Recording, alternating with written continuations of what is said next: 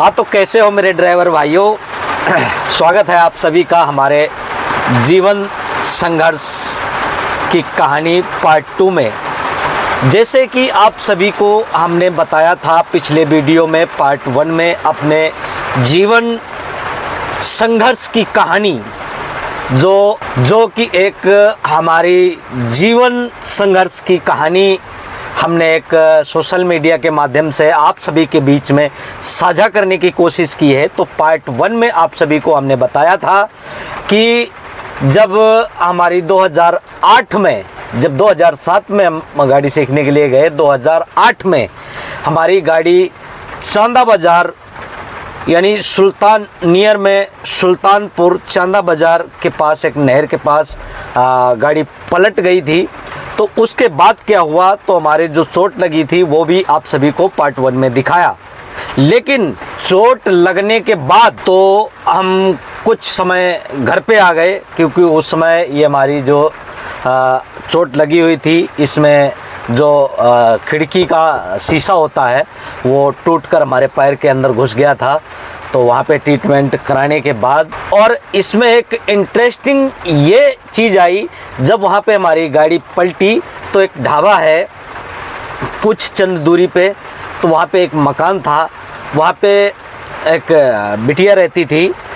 उसने मेरी एक मदद की, एक कहते हैं ना फरिश्ता बनकर मेरी बहुत मदद की।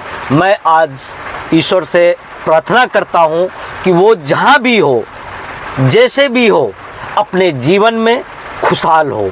हमारी ये दुआएं हैं उस बहन के लिए जिसने उस समय, उस मुसीबत समय में हमारी एक मदद की थी, एक जो कि एक अपना परिवार का इस तरीके से मदद नहीं कर सकता। फिर वहाँ से गाड़ी उठने के बाद हम जो है लखनऊ पहुँचे, लखनऊ से अपने घर आ गए। अपने घर जब आए तो हमारे घर से पहले हमारी छोटी सिस्टर का घर पड़ जाता है संडीला, उत्तर प्रदेश में।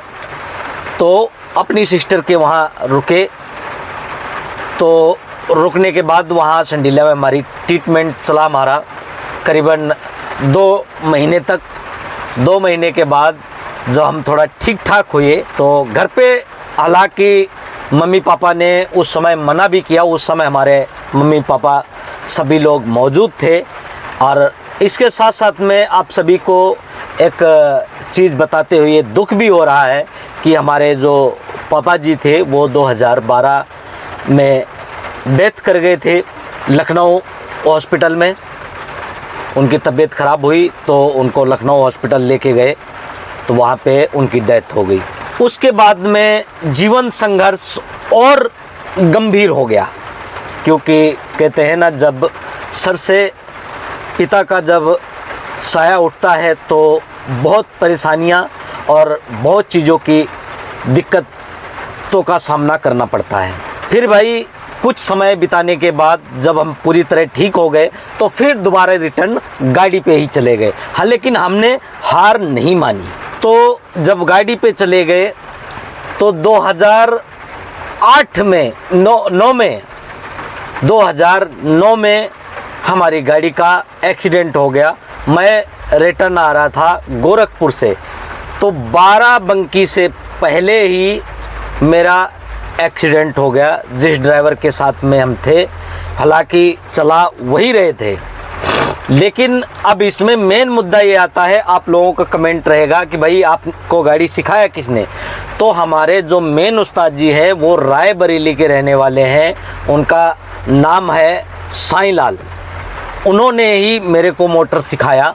जब एक्सीडेंट हो गया 2009 में, लेकिन उसके पहले जब हमारी गाड़ी पलटी थी तो जब ठीक हो गए तो हम साईं लाल के साथ में कंडक्टरी किए। कुछ समय उनके साथ में करीबन 7-8 महीने रहे। 7-8 महीने रहने के बाद पूरी तरह गाड़ी सीख गए। तो 7-8 महीने में जो गाड़ी सीखे, और टोटल जो वो लगभग मेरे को 1.5 साल गाड़ी पे व्यतीत हो चुका था कंडक्टरी करने में। उसके बाद फिर मैं सेकंड ड्राइवर में दूसरी गाड़ी पे गया। जब उन्होंने वो गाड़ी छोड़ दी हमारे उस्ताद जी साईं लाल जी ने, तो उसके बाद में मैं दूसरी गाड़ी पे गया, दूसरे ड्राइवर के साथ, सेकंड ड्राइवर में। वो गाड़ी चलती थी कच्चे माल में। लेकिन नेपाल का चक्कर मारने के बाद फिर लखनऊ आए, नेपाल से जो सब्जी वगैरह भर के लाए थे। फिर लखनऊ महबुल्लापुर मंडी खाली करके वहाँ से मोटर मालिक का फ़ोन आता है कि कानपुर रोड पे चले जाओ, वहाँ से गोरखपुर की जो है गाड़ी लोड कर लो। सीलिंग पाउडर जाएगा, जो आप पिलर वगैरह बनते हैं, बड़ी बड़ी कोठियाँ बनती हैं, उनमें एक पाउडर पड़ता है जिसकी वजह से सीलन ना पकड़े दीवारें। तो उस समय देवरिया बाईपास पे जो है कि फ्लाईओवर बन रहा था, उसके लिए वहाँ पे गाड़ी लोडिंग हुई लखनऊ से। तो हम लोग गए गोरखपुर देवरिया बाईपास, वहाँ से रिटर्न कुछ माल मटेरियल लाना था उसी ठेकेदार का जिसका वो कंस्ट्रक्शन का काम चल रहा था, यानी कि फ्लाईओवर का। तो वहाँ से लाने के बाद आप सभी को बताऊं, जब हम लोग बाराबंकी पहुँचे तो मैं कई दिन का जगा हुआ था, तो मैं सो गया और मेरे साथ साथ में ठेकेदार का भी बंदा जो था वो सो गया। लेकिन जो हमारा उस्ताद था वो कंटिन्यू ड्राइव करता रहा। मैंने उनको बोला भी कि अगर नींद आ रही है तो गाड़ी खड़ी कर दो, लेकिन उन्होंने बोला नहीं, गाड़ी पहुंचानी है। ठीक है, कोई बात नहीं भाई, आपकी हिम्मत पड़ती चलाइए। मेरे को नींद लग रही, मैं कई दिन से जगा हुआ हूँ, तो मैं गाड़ी नहीं चला पाऊँगा, आप चला सकते हो तो चलाइए। वो चलाते चलाते जब बाराबंकी पहुंचने वाली थी तो मेरे को नहीं पता, जब गाड़ी एक्सीडेंट हुई, खड़ी, वो गाड़ी खड़ी थी, पीछे से मेरी गाड़ी लगी, तो कंडक्टर साइड का ही हिस्सा लगा जाके गाड़ी में। तो गाड़ी बहुत बुरी तरीके से एक्सीडेंट हो गई, जिसमें से मेरा ये कमर का हिस्सा जो है उसमें गाड़ी में डैशबोर्ड में दब गया। तो भाई वहाँ दबने के बाद जैसे न तैसे करके हम लोग, जो पुलिस विभाग के कर्मचारी वहाँ पे पहुँचे, उन्होंने हमारी बहुत मदद किया। फिर बाराबंकी हॉस्पिटल में, सरकारी हॉस्पिटल में पहुँचाया, वहाँ हमारी लावारिस में भर्ती हुई। आपको मैं अपने जीवन संघर्ष की कहानी के साथ साथ में इसको सोशल मीडिया से इसलिए जोड़ रहा हूँ कि सोशल मीडिया पे आज 4 साल मैंने स्ट्रगल किया है। जब आप लोगों का प्यार सपोर्ट से आज इस जगह बैठा हुआ हूँ, आप सभी से इस तरीके से बात कर रहा हूँ। तो अपनी एक जीवन का स्ट्रगल जो है, कड़ा मेहनत जो है, वो आप सभी को साझा कर रहा हूँ।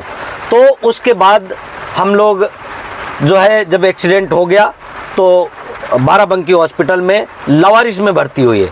फिर जब 3-4 दिन बीते, 3-4 दिन के बाद किसी के दूसरे फ़ोन से मैंने मोटर मालिक को फ़ोन किया, तो वो वहाँ से लेकर गया, फिर चिन्हट में भर्ती करा दिया हॉस्पिटल में। 8 दिन मैं चिन्हट में रहा। फिर मेरे जो है पापा मम्मी को पता चला, और जो घर पे फ़ोन किया गया, डायरी थी मेरी गाड़ी में, डायरी मिली मोटर मालिक को, तो वो लोग आए। ये आपको कहानी 2009 की बता रहा हूँ। तो वो लोग आए, फिर उनके साथ मैं घर चला गया।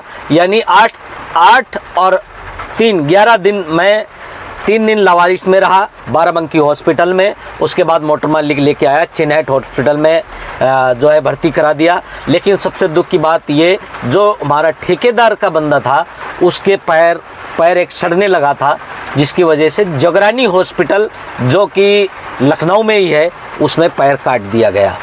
तो वहाँ से फिर मम्मी, मेरी सिस्टर छोटी वाली, मेरे छोटे वाले जीजा जी और मेरे पापा जी, ये 3 लोग वहाँ गए लखनऊ में, तो मेरे को लेके आ गए घर।